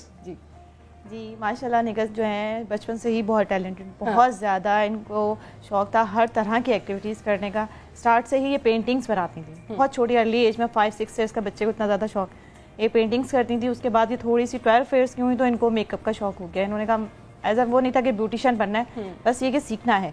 अब स्कूल में 6-7 का बच्चा कितना छोटा होता है, इन्होंने स्टार्ट जो है कर दिया, क्लासेस लेना शुरू कर दी। मोस्ट फेवरेट बेबी थी घर की, तो जाहिर सी बात पेरेंट्स की तरफ भी अलाउ था। इन्होंने फिर उसकी क्लासेस ली, फिर इनका मैट्रिक हो गया। फिर ये नहीं था कि एज अ प्रोफेशन में जाना है या प्रोफेशन बनाना है इसे, लेकिन जब इनकी शादी हो गई उसके बाद फिर थोड़े से प्रॉब्लम्स इस तरह के हुए कि इनको एज अ प्रोफेशन ब्यूटिशियन को कंटिन्यू करना पड़ा। फिर इन्होंने अपना सैलून स्टार्ट किया। माशाल्लाह शौक़ तो इनको था और इनमें टैलेंट भी था, तो इन्होंने स्टार्ट किया। तो माशाल्लाह जो है वो जर्नी जो है अब तक जो है कंटिन्यू है। माशाल्लाह सक्सेसफुल वुमेन है, माशाल्लाह 1 नहीं 2 सैलून्स इनके चल रहे हैं। हाँ। और अपनी तरह का स्टाफ जो है ये हायर कर रही हैं। हाँ। डेफ एंड म्यूट, ताकि उन लोगों को भी आगे जॉब्स मिलें, उन लोगों के लिए एक प्लेटफॉर्म प्रोवाइड कर रही हैं अपनी तरह के लोगों के लिए। अच्छा चले, मैं अगला सवाल करता हूँ। निगहत, आप मदर हैं तो आपके कितने हैं? 4 हैं। तो जरा इनके बच्चों के हवाले से मैं बताएं। जी इनकी माशाल्लाह 4 बेटियां हैं, अल्हम्दुलिल्लाह चारों बिल्कुल ठीक ठाक सुनती बोलती हैं। बड़ी बड़ी बेटी मैरिड हैं, अल्हम्दुलिल्लाह उनके भी 2 बेबीज हैं। वाह। और जो है आप अच्छा, तो सिर्फ मदर नहीं, आप तो मदर की भी मदर हैं। जी जी माशाल्लाह। जी अब ये माशाल्लाह नाना नानी है। अच्छा बिल्कुल, अल्हम्दुलिल्लाह कहती हैं अल्हम्दुलिल्लाह, बहुत खुश इस चीज़ पे। और एक बड़ी उनसे जो छोटी बेटी हैं वो लेवल्स कर रही हैं, उनसे छोटी हैं जो वो आई थिंक 7th ग्रेड में, और एक जो है वो 7 अच्छा मुझे बिल्कुल यकीन नहीं हुआ, क्योंकि हमारे यहाँ जो लुबना जो नॉर्मली जो ख़वातीन होती हैं, या अगर वो कॉलेज में हों तो स्टडी गर्ल्स हैं, या फिर अगर वो घर में हैं जो शादीशुदा ख़वातीन होती हैं, वो उनका इशू ये होता है कि भाई वो अगर घर के ही काम कर रही हैं तो वो कुछ एक्स्ट्रा चीज़ें कंटिन्यू नहीं करती, वो वैसे ही थक जाती हैं कि यार नहीं हमारे पास टाइम नहीं है, हम ये सब नहीं कर सकते।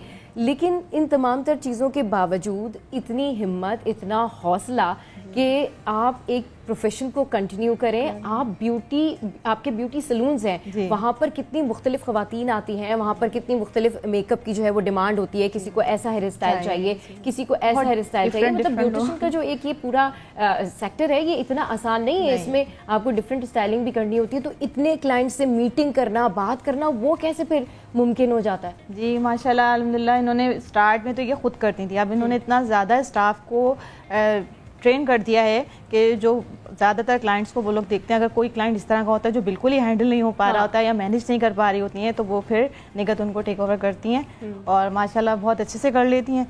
ये जो है इनमें टैलेंट है, ये आपको पता ही, मैं बता रही हूँ कि इस वजह से जो है इनको कोई प्रॉब्लम नहीं होती। स्टार्ट में थोड़ी बहुत प्रॉब्लम होती थी, लोग बात नहीं समझ पाते थे, बिल्कुल जब स्टार्ट हुआ था बहुत प्रॉब्लम्स होती थी। आहिस्ता आहिस्ता इन्होंने साइन लैंग्वेज को इस तरह कर दिया, जैसे आप कहते हैं ना पाकिस्तान में उर्दू लैंग्वेज है, इस तरह इन्होंने उसको सिखाना शुरू कर दिया अपने स्टाफ को, अपने नेबर्स में, अपने हर एक को। तो वो इनके लिए बहुत इजी हो गया है। यही चीज़ के अब ऑब्वियसली ये तो मैं ये तो नहीं कहूँगा कि मेकअप खातीन का टोटली डिपार्टमेंट है। हम उस एरा में जा रहे हैं जहाँ पे जेंडर से हट के हम बात करते हैं। बट जो क्लाइंट्स आते हैं उनकी ऑब्वियसली ये वाली जो चीज़ें हैं, इनमें डिमांड्स अपनी अपनी अलग अलग होती हैं।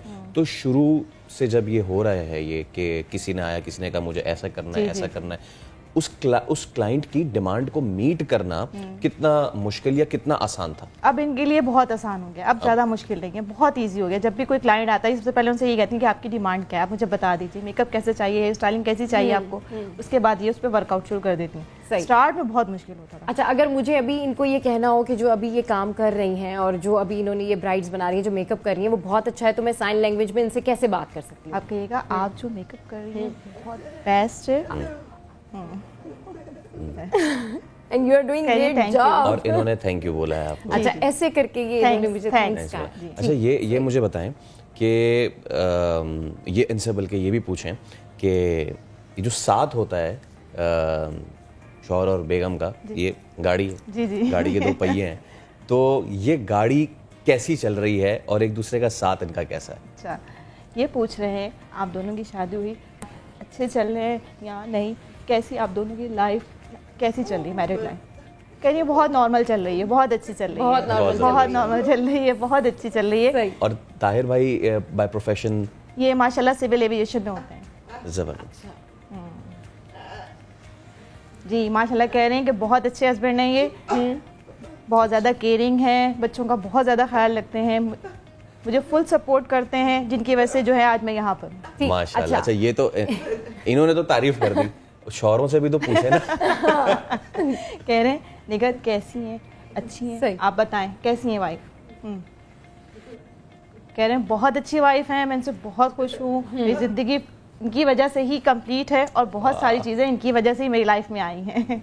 खूबसूरत। कह रहे माशाल्लाह वर्किंग वूमेन है, सुबह से शाम तक अपना जो है प्रोफेशन को देखती हैं, उसके बाद घर को बहुत अच्छे से मैनेज करती हैं, बहुत अच्छा टाइम। कितना टाइम सलून से इनके, तो कितना टाइम वहाँ पर ये देती हैं अपने? ये आई थिंक डिपेंड करता है इनके उस पर कितनी ब्राइड्स हैं ये हैं। अगर बहुत ज़्यादा होती हैं तो फिर ये 1 o'clock पर जाके 10 o'clock पर वापस आती हैं। अच्छा लुबना, जिस तरह से इनका ये सलून का काम है तो एक हैट्रिक शेड्यूल भी होता है। जी बहुत ज़्यादा, में 2-2 3-3 ब्राइड्स भी मौजूद होती हैं, तो वो सारी चीज़ें फिर अच्छे से डील कर लेती हैं इनके सलून में। तो माशाल्लाह 12 ब्राइड्स भी होती हैं, ये इतने अच्छे से मैनेज कर लेती हैं। अच्छा, हम जो अभी आपसे बात कर रहे हैं ना, वो भी आप इनको इशारों में ना वो कम्युनिकेट करें ताकि उनका भी फिर आंसर हमें मिले। ये बहुत ज़्यादा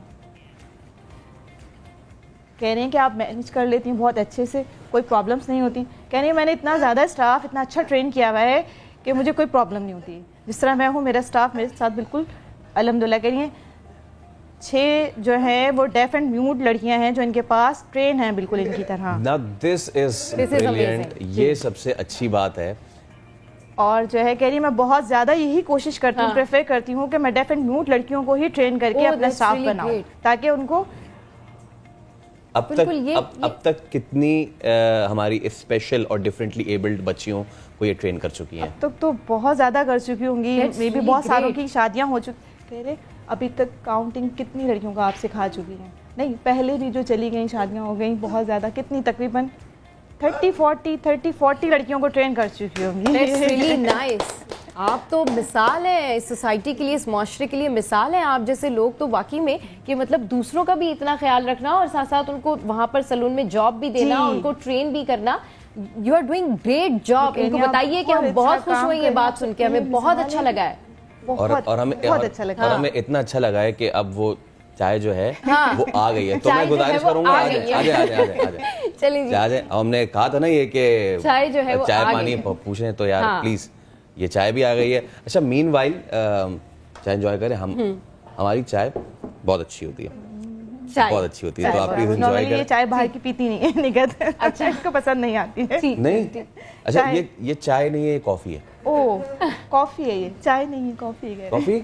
अच्छा ये बताएं लुबना कि ये प्रोफेशन, अब जाहिर सी बात है इनका पैशन था कि ये इस प्रोफेशन में आए, ये इनका पैशन था स्टार्ट में। बस जब छोटे होते हैं नॉर्मली बच्चे पढ़ते हैं, किसी भी बच्चे को स्टार्ट कर देती थी। कोई भी सिस्टर आई मैं आपकी हेयर कटिंग करती हूँ, मम्मा डांटती भी थी, बेटा ये नहीं करो आप। सही, ये इतने छोटे 10 इयर्स का बच्चे क्या होता है, 12 इयर्स का बच्चा, सारी सिस्टर, हम लोग माशाल्लाह 6 सिस्टर्स हैं, सबके हेयर स्टाइलिंग हो रही है, कटिंग हो रही है। तो वो इनके अंदर दिखता था कि ये कुछ बनना चाहती है, इनका पैशन है, ये बनेंगी इंशाल्लाह। अच्छा लुबना, हम यकीनन बहुत ही मोटिवेटिंग, बहुत ही पॉजिटिव ये तमाम तर चीज़ें हैं। वो लोग जो एहसास नहीं करते ना, ये हम उनको भी जगा रहे हैं कि एहसास करें। जो लोग अपने नॉर्मल होने पे फ़ख्र और गुरूर करते हैं और दूसरों को तरजीह नहीं देते, ये उनके लिए भी बहुत बड़ा सबक है, बहुत बड़ा लेसन है। आप आएँ, बैठें, बात करें जब निगत से, तो आपको पता चलेगा ज़िंदगी कितनी खूबसूरत है। एक छोटा सा, मैं इसको बिटर तल्ख सवाल नहीं करूँगा, बट हकीकत जो हमारे माशरे की वो ये है कि एक्सेप्टेंस नहीं आती है, लोग हिचकिचाते हैं। इस वजह से नहीं कि ये डिफरेंटली एबल्ड है, इस वजह से कि उनमें कमी है, उन लोगों के समझने में कमी है। इस तरीके की सिचुएशन कभी फेस की आप लोगों ने, और इस तरह की जब सिचुएशन फेस की तो क्या रिएक्शन था? अगर इस पर आप रिस्पॉन्ड करना चाहे तो कीजिएगा, नहीं अगर कंफर्टेबल तो प्लीज। अच्छा, ये कह रहे हैं कि कभी भी आप काम के लिए बाहर गए कुछ भी, तो सब कभी ऐसा हुआ, कभी नहीं, यानी कभी भी इस तरह क्लाइंट्स आते हैं वो भी क्लाइंट्स इतने ज़्यादा हैप्पी होके जाते हैं कि आप कभी इनके सैलून में आके देखें, इतने स्पेशली आते हैं, सुनकर आते हैं। अशना ब्यूटी पार्लर वहाँ की ऑनर ऐसी हैं। अच्छा, मुझे लग रहा है कि ये कह रही है कि वो आके इनको कहते हैं आप बहुत अच्छी हैं। हाँ, कह रही है, लोग आते हैं इस तरह के। अच्छा, वो डेफ एंड म्यूट हैं, ब्यूटिशियन मिलते हैं, कह रही जब मिलते हैं तो इतने हैप्पी होते हैं, इतने इंस्पायर होते हैं, आप इतनी प्रिटी हैं, इतनी ज़बरदस्त आपका वर्क।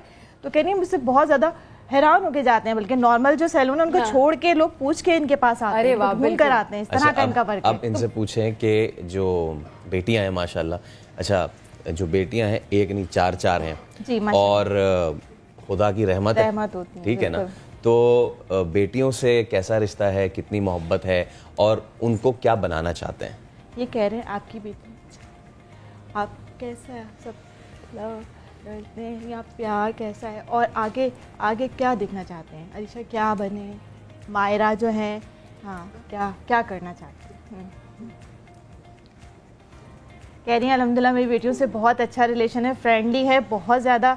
आप कहीं भी आप देखेंगे लगेगा नहीं मैं मदर हूँ और यहाँ वो मेरी डॉटर्स हैं, चारों माशाल्लाह इतनी ज़बरदस्त, माशाल्लाह बहुत अच्छा रिलेशनशिप है जी। कह रही हैं माशाल्लाह बड़ी वाली जो है वो तो आप पता मैरिड हैं, और उनके बाद जो है वो अकाउंट्स में जाना चाहती हैं, उनके बाद जो है वो ब्यूटिशियन ही बनना चाहती हैं, साथ में डॉक्टर भी बनना चाह रही हैं, साथ में वो डॉक्टर भी बनना चाहती हैं। तो बिल्कुल ये मिसाल है उन सब लोगों के लिए जो इस वक्त हमारा ये प्रोग्राम देख रहे हैं कि किस तरह से ये अज़्म, ये हौसला और ये बाहिम्मत लोगों से आज हमने आपको मिलवाया। फैसल, मैं तो ये देखती हूँ, बल्कि ऑब्वियसली आप भी देखते होंगे कि लोग नॉर्मली अपनी तरह कैरी कर रहे होते हैं, जिस लेजीनेस में होते हैं कि यार ये काम कल कर लेंगे, परसों कर लेंगे, लेकिन अगर हम ऐसे लोगों को देखें, ये हमारे लिए सबक है। और हम इनको आप इन्हें बता दें कि हम इन्हें बेस्ट ऑफ लक विश कर रहे हैं। थैंक्स। और आप दोनों का thank you so much for coming to the studios and wish you best of luck. तो निगहत और ताहिर भाई हमारे साथ मौजूद थे, और अभी तो हम ब्रेक ले रहे हैं, इन्हें हम जाने नहीं देंगे, इनके साथ हम मजीद जो है वो चाय पियेंगे, कॉफ़ी पियेंगे, इनसे मज़े मज़े की बात करेंगे। आप ब्रेक लें, स्टे विद अस।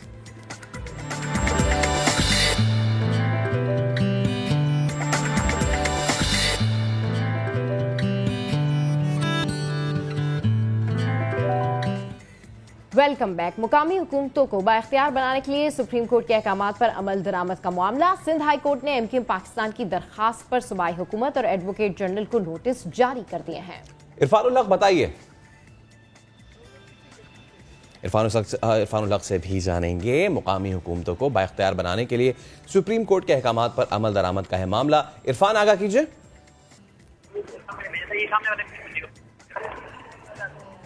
इरफानुल हक, आपको आवाज आ रही है?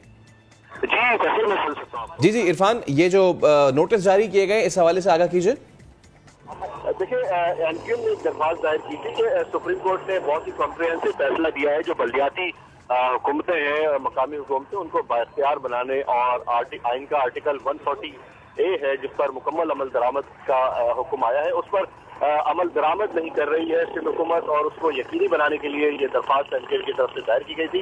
आज इब्तदाई समाअत के बाद 2 रुकनी बेंच ने नोटिस जारी कर दिए हैं और ये हिदायत की है कि इसी तरह की एक पिटीशन हाफिज नईमुर रहमान और जमात इस्लामी की तरफ से भी दायर की गई है।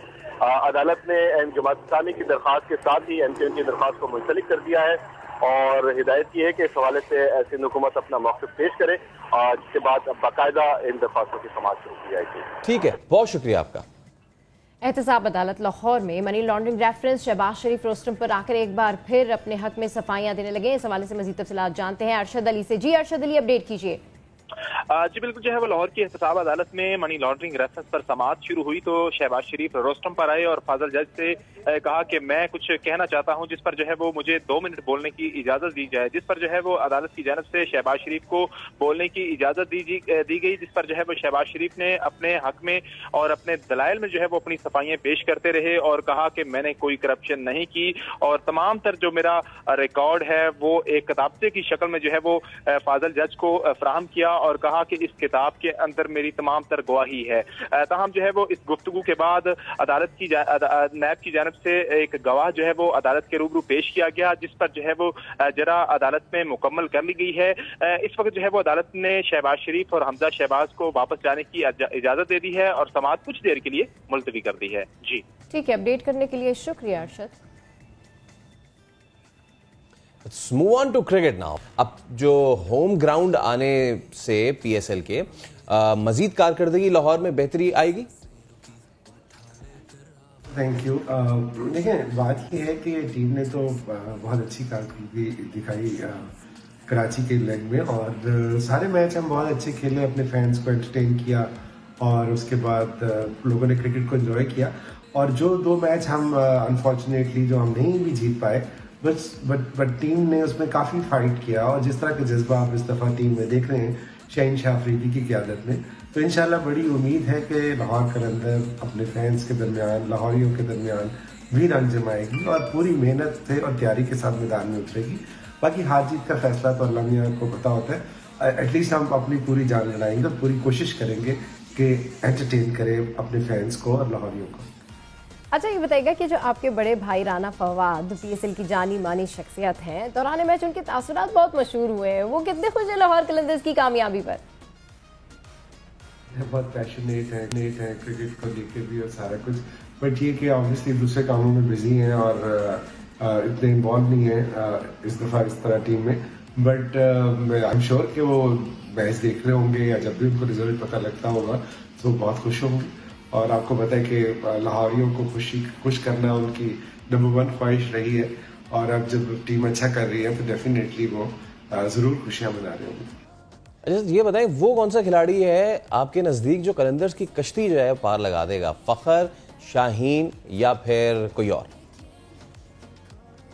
ये जो क्रिकेट है ये टीम गेम है और इसमें 11 के 11 खिलाड़ी जो है वो इम्पोर्टेंट होते हैं, हर एक का अपना एक रोल होता है। और पिछले मैचेस में आपने जिस तरह देखा कि फ़खर ने लीड किया, शाहीन ने किया, हारिस ने किया, जमान ने किया और हमारे बाकी जो प्लेयर्स हैं वो भी मैच विनर्स हैं, हफीज भाई हो गए या बाकी दूसरे जो हमारे प्लेयर्स हैं, सो वो भी इंशाल्लाह, शाहीन है, हारिस है, सो वो भी इंशाल्लाह जो है वो अपने अपने दिन पे वो भी रंग जमाएंगे।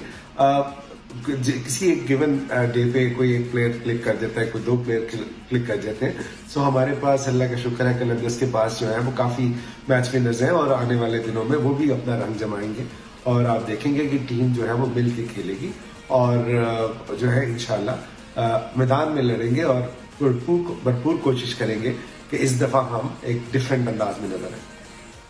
लाहौर कलंदर्स की रिवायती हरीफ टीम कराची किंग्स अब तक कोई मैच नहीं जीत सकी है। आप क्या पैगाम देंगे कराची किंग्स को?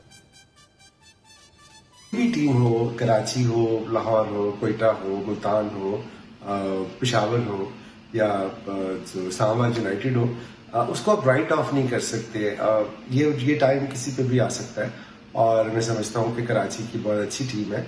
अनफॉर्चुनेटली वो क्लिक नहीं कर पाए, तो अभी तो आधा टूर्नामेंट पड़ा हुआ है, 5 मैचेस हैं और इंशाल्लाह मुझे उम्मीद है कि वो कम बैक करेंगे। और दूसरी बात ये है कि देखें कोई भी टीम हो बट लोगों को एंटरटेन होना चाहिए। जो इम्पोर्टेंट चीज है वो ये है कि जो फैंस हैं, जो करोड़ों मतदान है पाकिस्तान सुपर लीग के, उनको उस लेवल का कंपटीशन मिलना चाहिए कि जिसमें लास्ट मोमेंट पे डिसाइड हो रहा हो कि फाइनल प्लेऑफ्स में कौन जाएगा, कौन पीछे रह जाएगा, क्योंकि उससे लीग का हुस्न जो है वो निकल के सामने आता है। सो मेरी ख्वाहिश भी है और मेरी दुआ भी यही है कि अच्छा खेल का मुजाहरा करें वो और प्लेऑफ में क्वालिफाई करें, ताकि फैंस को भी लाहौर कराची का एक मैच लाहौर में होना है, उसके बाद प्लेऑफ में भी कराची लाहौर का मैच मिल सके। जिस तरह पिछले सीजन में आपने देखा कि फाइनल लाहौर कराची के दरमियान हुआ और बहुत जबरदस्त मुकाबला हुआ और पूरे लोगों ने उसको एंजॉय किया। तो ख्वाहिश तो यही है कि कराची कम बैक करे और इंशाल्लाह फाइनल में एक दफा फिर लाहौर के दरमियान मुकाबला हो और लाहौर इस दफा बाजी लेके जाए। बाकी हार जीत तो गेम का हिस्सा है, असल चीज जो है वो फैन को एंटरटेन होना चाहिए। अच्छा, एक सवाल क्रिकेट फैंस जानना चाहते हैं, हारने या जीतने की सूरत में क्या फ्रेंचाइज ओनर खिलाड़ियों से कुछ बातचीत करते हैं या नहीं करते? हम उनको मोटिवेट कर सकते हैं, फैसिलिटेट कर सकते हैं, best of the best facilities दे सकते हैं। ऑफ द फील्ड जो पहले जो प्रिपरेशन होती है उसमें हाई परफॉर्मेंस सेंटर को अलाउ कर सकते हैं, वो ट्रेनिंग करें और उधर फैसिलिटीज क्रिएट कर सकते हैं या जो उनकी रिक्वायरमेंट है वो हम उनको पूरा करके दे सकते हैं। बाकी जो टेक्निकल रोल है वो डेफिनेटली जो हमारा मैनेजमेंट स्टाफ है जिसमें आकिब भाई हैं या उनके साथ जो बाकी लोग हैं उनका रोल होता है और वो उनको ज़्यादा उसके ऊपर टीम स्ट्रेटजी पे और उसकी इम्प्लीमेंटेशन पे और उसके आउटकम के ऊपर वो आपस में डेफिनेटली वो बात करते होंगे, लेकिन हमारा रोल जो है वो एज ए फैसिलिटेटर होता है। बहुत शुक्रिया, आप हमसे बात कर ही रहे थे और जैसे कि हमने आपको बताया था कि PSL फुल स्विंग में जारी है, दूसरा लेग शुरू हो चुका है और कल एक बड़ा ज़बरदस्त मैच हुआ, आज भी होने जा रहा है। तो इस पर senior sports journalist Abdul Majid Bhatti sahab हमारे साथ मौजूद हैं, इनसे भी बात करेंगे। लेकिन उससे पहले लाहौर कलंदर्स के कप्तान शाहीन शाह अफरीदी हमारे साथ मौजूद है, क्योंकि शाहीन को अपनी प्रैक्टिस को भी जाना है। इसलिए शाहीन, पहले हम आपकी तरफ आते हैं। बहुत शुक्रिया नियादिन को वक्त देने के लिए। पहला मैच है लाहौर कलंदर्स का होम ग्राउंड पे, तो कितने ज़्यादा एक्साइटेड है? कराची में तो जो शायकीन थे वो कराची किंग्स वालों से ज़्यादा खुश नहीं हो सके, लाहौर में कलंदर्स लाहौरियों के लिए क्या धमाल मचाने वाले हैं?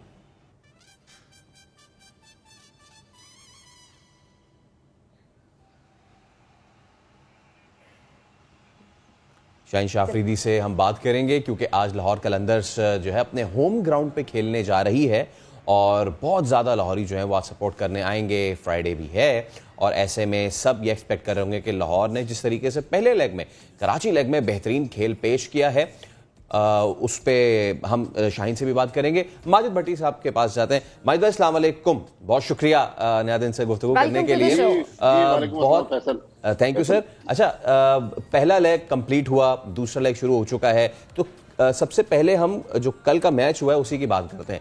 मुल्तान सुल्तान, हम सुना तो था कि मुल्तान के सोहन हलवे में जान है, इतनी ज्यादा कि सारे के मतलब कोई हारने का उन्होंने ठेका ही नहीं उठाया हुआ। एक चीज, दूसरी चीज, आप मैच हारते या जीतते हैं, आप हिम्मत जो है वो कभी नहीं हारते और यही चीज जो है वो रिजवान बता रहे हैं। मतलब क्या एटीट्यूड है माजिद भाई कि वो कह रहे हैं कि टॉस जीतो हारो मुझे कोई फर्क नहीं पड़ता, कैच अगर गिरा रहा है उनका तो कोई फर्क नहीं पड़ता, कैच गिरा रहा है अगर तो उनका भी कोई फर्क नहीं पड़ रहा, वो जाके उनके कंधे पे टैप कर रहे हैं। आप रिजवान को बहुत पहले से देख रहे हैं, मुझे बताएं रिजवान की ये तमाम तर परफॉर्मेंस उसको कैसे रेट करेंगे?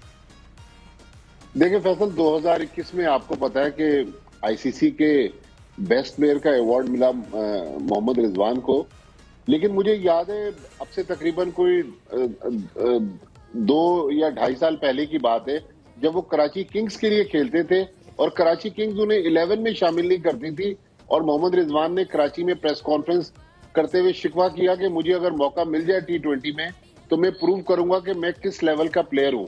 आज आप देखें 2022 के फरवरी में जब हम खड़े हुए और मोहम्मद रिजवान ना सिर्फ T20 में परफॉर्म कर रहे हैं बल्कि तीनों फॉर्मेट्स में पाकिस्तान के लिए क्या जबरदस्त परफॉर्म कर रहे हैं। लेकिन मुल्तान सुल्तान्स की जहां तक बात है, उनकी जो इनकसारी है, हालांकि वो फ्रंट से लीड कर रहे हैं, मैचेस जितवा भी रहे हैं अपनी टीम को, लेकिन एक जिस तरह अभी आतिफ भाई कह रहे थे कि क्रिकेट टीम गेम है, तो रिजवान खुद तो परफॉर्म कर रहे हैं, लेकिन आप देखें कि उनके साथ शान मसूद भी परफॉर्म कर रहे हैं। स्पिन बॉलिंग में इमरान ताहिर भी अपना रोल प्ले कर रहे हैं। फास्ट बॉलर्स जो हैं वो भी हमें नजर आ रहे हैं। तो एक कंप्लीट पैकेज है मुल्तान सुल्तान्स की टीम। और कल जिस तरह उन्होंने कल रात छठी मुसलसल कामयाबी हासिल की प्लेऑफ के लिए, तो उन्होंने अब क्वालिफाई कर लिया है। लेकिन मुझे लग रहा है कि ग्रुप में भी वो टॉप करेंगे, नंबर 1 आएंगे। लेकिन वो इस टूर्नामेंट का स्लोगन है ना कि लेवल है, तो एक तरफ तो मुल्तान सुल्तान्स का लेवल आप देखें नंबर 1 है,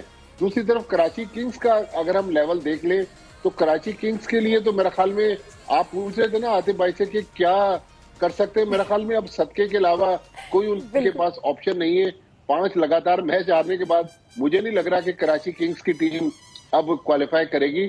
लेकिन बाकी जो दरमियान की टीमें हैं, पेशावर ज़ल्मी भी बहुत बुरे तरीके से फंसी हुई है, उसका तो 4 मैच हारी है पेशावर की टीम, लेकिन उसका रन रेट अब कराची से भी कम हो गया है। लेकिन जो बाकी तीन टीमें इस्लामाबाद, लाहौर, कोयटा, ये मेरे ख्याल में अब यही 4 टीमें हमें प्लेऑफ में जाती हुई नजर आ रही हैं। अच्छा माजिद भाई, जिस तरह से मुल्तान सुल्तान्स के बारे में आपने जो है सारा अपना बताया है कि किस तरह वो बहुत ज्यादा हम्बल भी हैं, शाइन भी कर रहे हैं, टीम भी डेवलप है, शान मसूद के हवाले से भी आपने बात की, तो मेरे ख्याल में बाकी टीम्स को भी इंस्पिरेशन अब ले लेनी चाहिए मुल्तान सुल्तान से कि वो किस तरीके से आगे बढ़ रहे हैं। दूसरा, जो अब ऑस्ट्रेलियाई टीम आ रही है इतने सालों बाद, उस पर क्या कॉमेंट करेंगे, कैसे देख रहे हैं?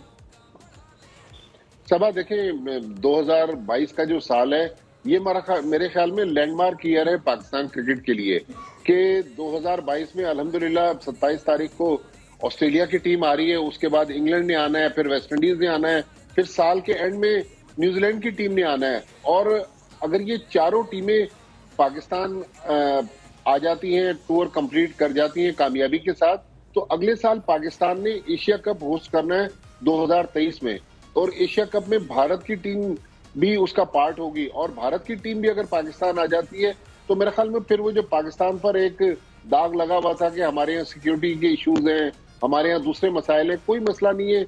अब तो देखें दुनिया की बहुत सारी टीमें, इवन न्यूजीलैंड भी आके चली गई, हुआ कुछ नहीं, वो तो एक अपने जहन में कोई चीज बनाकर उन्होंने टूर को कॉल ऑफ कर दिया। हमारी सिक्योरिटी एजेंसीज ने, हमारी हुकूमत ने जितनी अच्छी प्लानिंग की हुई है, मुझे लग रहा है कि अब पाकिस्तान क्रिकेट को ऊपर जाने से शायद कोई रोक नहीं सकता। ठीक है, बहुत शुक्रिया माजिद भट्टी साहब, हमें गुफ्तगू कर रहे थे और अब मजीद बात करने के लिए हमें ज्वाइन किया है शाहीन शाह अफरीदी ने। Welcome to the show Shaheen. आज पहला मैच है लाहौर कलंदर्स का होम ग्राउंड पर, कितने एक्साइटेड हैं आप? कराची में तो शायकीन कराची किंग्स वालों से ज्यादा खुश नहीं हो सके, लाहौर में कलंदर्स लाहौरियों के लिए क्या धमाल मचाने वाले हैं? देखिए इंशाल्लाह कोशिश करेंगे। हमने लास्ट 5 मैच काफ़ी अच्छे खेले, उसमें से 2 में अच्छे रिजल्ट नहीं आए, बट हमने ओवरऑल क्रिकेट काफ़ी अच्छी खेली। उधर भी लोगों ने काफ़ी सपोर्ट किया है और अपने क्राउड लाहौरियों के सामने खेलते हुए काफ़ी मज़ा आएगा। इंशाल्लाह उम्मीद है अच्छे रिजल्ट प्रोवाइड करेंगे। जो आज का मैच है इंशाल्लाह कोशिश करेंगे कि अपना बेस्ट दे, क्योंकि क्राउड होम क्राउड के सामने और मैच भी मुल्तान के साथ है, तो इंशाल्लाह अपनी कोशिश पूरी करेंगे। तो शाहीन, मुल्तान के साथ है आज आपका टाकरा। कराची में वो नाकाबिले शिकस्त रहे और कल भी उन्होंने एक टोटल अच्छा जो है सेट किया और उसके बाद उसको उन्होंने डिफेंड भी कर लिया। उनके कप्तान को तो कोई फ़र्क ही नहीं पड़ता, ड्यू है नहीं है, टॉस जीते नहीं जीते। क्या गेम प्लान सेट किया है आपने अपने सीनियर रिजवान के खिलाफ? देखिए आई थिंक टॉस कोई मैटर नहीं करता और हमारे माशाल्लाह दोनों जो बैटिंग बॉलिंग है दोनों काफ़ी अच्छी हो रही है। और एज अ कैप्टन बिल्कुल मैं भी इस चीज़ पे बिलीव नहीं करता कि टॉस जीते या हारे और पहले बॉलिंग आए या पहले बैटिंग आए, तो क्रिकेट अच्छी होनी चाहिए। और अल्हम्दुलिल्लाह हम क्रिकेट अच्छी खेलते हुए आ रहे हैं और डिपेंड उस टाइम करता है कि ड्यू गिर रही है नहीं गिर रही है, तो इंशाल्लाह कोशिश करेंगे कि अपनी अच्छी क्रिकेट खेलें। ओवरऑल हमने अच्छी क्रिकेट खेली है और उसको कंटिन्यू करेंगे, अपना बेस्ट देने की कोशिश करेंगे। अच्छा शाहीन, इस्लामाबाद यूनाइटेड के खिलाफ आखिरी ओवर में जमान खान के कंधे पर हाथ रखकर ऐसा क्या कहा कि उन्होंने मैच जिता दिया? देखिए जमान माशाल्लाह पाकिस्तान का फ्यूचर है और काफ़ी अच्छा बॉलर है। जैसे उसने प्रूव किया है 2 मैचों में 2 मैन ऑफ द मैच और उसमें यही था कि यार मैच उस टाइम खैर हमारे हाथ में नहीं था, फिर एकदम हमारे हाथ में, तो यही उसको कहा था कि यार अपना जो आप बॉलिंग कर रहे हैं 2 मैचों से, कोशिश करें कि उसको कंटिन्यू करें और एंजॉय करें क्रिकेट को। कोई नहीं, ये रन आपसे हो जाए, कोई आपको कुछ नहीं कहेगा, अपनी बॉलिंग करें और एंजॉय करें, बस यही कहा था। बाकी उस बच्चे ने डिलीवर किया और उसने बहुत शुक्रिया। शाहीन शाह अफरीदी हमारे साथ मौजूद और शो का वक्त भी अपने इख्तिताम को पहुंचा। मिलेंगे आपसे अब मंडे को, तब तक रखिए अपना ख्याल। अल्लाह हाफ़िज़।